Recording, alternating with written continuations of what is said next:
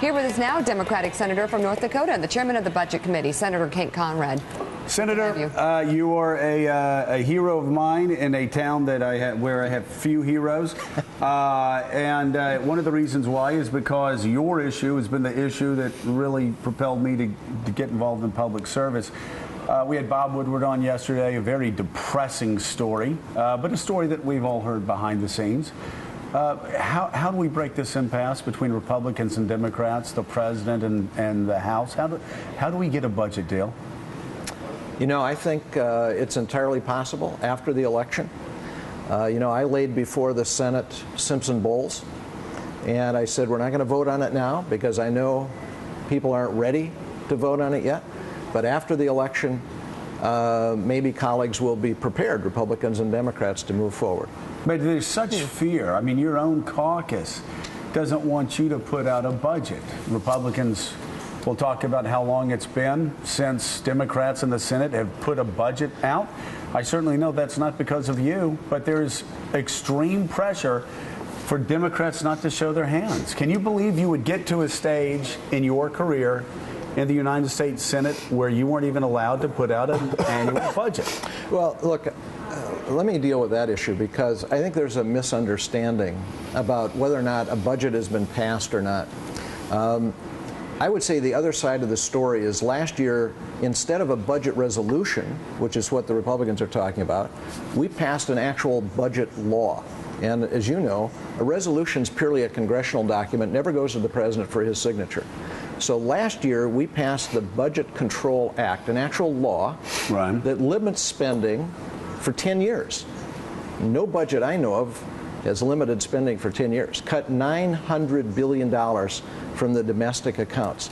In addition, you'll remember that Budget Control Act said, look, we're going to give special power to a special committee to reform the entitlement programs, to reform the tax system. If they don't, we're going to put in place another $1.2 trillion of spending cuts. I mean, it sounds good, but let me just finish this point, though. We've posted another $1 trillion deficit. There's no plan to balance the budget until 2040, 2045. You've got to agree with me. I mean, we're in a mess fiscally, an absolute mess. A train wreck is coming. Look, both of these are true. Last year, we passed the biggest spending cut package ever passed, over $2 trillion. That's a fact. So when Woodward said yesterday there have been no spending cuts passed during this Obama administration, that's just flatly wrong. It's just wrong. But spending cuts compared to what? I mean, you look at the spending over the past 4 years, we've never had that much of a spike in spending as well. So if you've come off of that a little bit, great. But we're still $16.5 trillion in debt, headed for $22 trillion in debt. There's another part of this where you and I actually there's no agree. Positive spending here, is there? Well, on 2 points that were made yesterday, there's a factual difference. One, no spending cuts. In fact, the Budget Control Act passed last year. $2 trillion of spending cuts put in place. That's the biggest spending cut package ever. Second point, yesterday it was said hasn't been a budget for 3 years. In fact, the Budget Control Act, and I've got the language right here, says that this will... There hasn't been a budget. You guys have not put a budget resolution out because Harry Reid told you he didn't want that to happen. No, that isn't what happened. No, Joe, that really isn't. I know that's common wisdom, but that isn't what happened. What happened is, instead of a resolution, we passed an actual law. I heard you say that. For 2 years. I heard you say that. For 2 years. Okay. But look, what we need is the longer-term plan. That's why I put before the Senate Bowles-Simpson. And Bowles-Simpson would reduce deficits and debt by $4 trillion if we could get it passed. Colleagues aren't ready to do it before an election. I think that's understandable. The big chance is after the election. Didn't you urge the president not to endorse Bowles-Simpson? I did. Why? I did because I believed that House Republicans would immediately oppose it. Look what happened in Bowles-Simpson. In Bowles-Simpson, which the president has been accused of not supporting, his members of Bowles-Simpson, he had 6 appointees, 5 of the 6 voted for Bowles-Simpson. In the Senate, 5 of the 6 Senate representatives voted for Bowles-Simpson. The House representatives, 5 of the 6 voted against it, including Paul Ryan. So, you know, the problem wasn't the president's representatives. problem wasn't the representatives of the Senate, Republicans and Democrats. The problem was the House, Republicans and Democrats. So Jeff Greenfield, you have the House Republicans passing budgets that the Democrats in the Senate, the president immediately eviscerate. Paul Ryan passes a Medicare plan that's immediately demagogued. On the Senate side, you've got the president's debt commission that Republicans in the House won't endorse.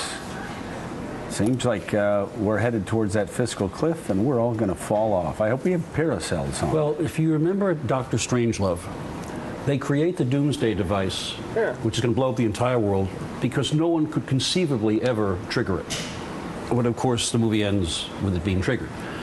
And one of the things that I think, if I take the long view, is that we are now, and you're about to leave this august body, we are now at a state of dysfunction in the operation of our political system that is unlike anything that I've seen. I mean, you may have to go back to the decade before the Civil War, and I hope I'm not being... Maybe when there were canings on the House floor. And they couldn't hold the Union together. Can I give you a little bit of good news, if I may, this to me is so much a factor of theater as opposed to reality, opposed to people confronting the bigger stuff, that it's almost, I almost find that this conversation is like here, and the issue is up here. John Heilman. Senator, let me ask you a question. There's two operative theories on the Democratic theory is if President Obama gets reelected, the fever will break and the extremists in the House Republican caucus will somehow recede and now a deal will be possible, not just in terms of the fiscal cliff, but in terms of a grand bargain on entitlements, tax reform, et cetera. Yeah. Republicans say, you know, Mitt Romney actually, given the failures of Obama to get both sides to work together over the last 4 years, Mitt Romney's better positioned. Just talk about the different political dynamics that will play out in both cases. If Obama wins and if Romney wins, how do the tectonic plates shift to get us to a deal? Well, here's what I believe. And this is the place where I agree with Joe is we're on an unsustainable course. We're borrowing 40 cents of every dollar. That can't continue much longer. If Obama wins, I believe there is a moment of opportunity in the lame duck session to have a plan laid out. And by the way, the good news is there are a group of 8 of us, 4 Democrats, 4 Republicans, that our colleagues have asked to put together a plan. So if colleagues are ready to act, and hopefully they will be, that we've done the homework. And we are working very hard. We've got, I think, very close to an agreement on a framework that could be passed in a lame duck that would give the committees of jurisdiction the responsibility to cut spending, to reform entitlements, to, yes, raise some revenue, but not by raising tax rates, and that plan could then be put in place. But look, it's going to take really the Senate to come together, the House to come together, and to me the big question is exactly what it was in Bowles-Simpson. The president's representatives voted yes. The representative of the Senate voted yes. The representative of the House voted no. And that's going to be... And the budget chairman of the Senate told the president not to support it. Oh. No. I didn't tell him not to support it. What I said to him was, don't endorse it. Go out and make the case, just as you've made many times on this show. And that's why I was watching yesterday. And you've made, right? And I've made, I've made for 5 years. Judd Gregg and I worked out a plan to have a commission. You'll remember that it was voted down to have a statutory commission. Then we weighed in, and it's all covered in Woodward's book. We weighed in to get this presidential commission. And I believe there is a chance coming very soon because reality requires it. All the tax cuts are going to expire. You're going to have the sequester, the $1.2 trillion of additional spending cuts from the Budget Control Act going to take effect this next year. The alternative minimum tax is going to come back on. The doc fix is not in place. That means those doctors who cover Medicare patients are going to take a 27% cut. There is a reality moment coming soon. Let us hope that members of both sides embrace that reality. Mr. Chairman, thank you for coming. Senator, come back. Thank you. That was interesting. And thanks for not wearing a tie. Yeah, exactly. That's just for you. I think you look a little better than he does. Yeah, Mika's really on my outfit today. This I mean, look at that. What is this? Well, whenever I take the trash out, I'll tell you though, you know what I am? I'm one of the victims. I dress like it. I dress like a victim. Looks like someone threw up on you. Thank you. Somebody actually did, but that's a long story. Barca Lounge your chic. All right. Thank you so much, Senator. We appreciate it.